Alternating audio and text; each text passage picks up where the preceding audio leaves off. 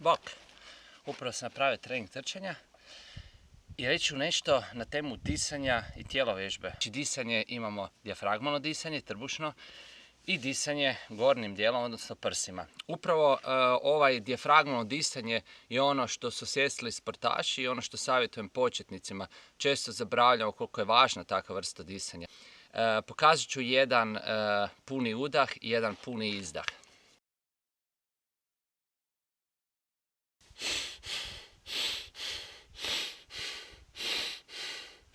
I sada ću pokazati disanje prsima.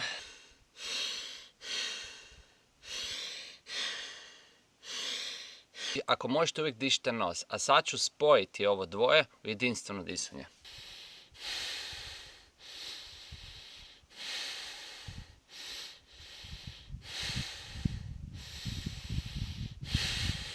Uvijek je pokret i disanje usklađeno, no moj savjet je da povremeno osvijestite disanje i vidjet ćete koliko možete profitirati. Evo jedan savjet za kraj.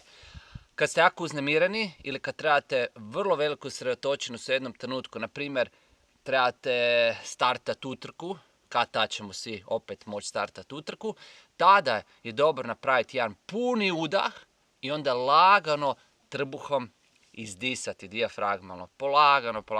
To će vam smiriti dah, smirit će puls i smirit će vašu koncentraciju.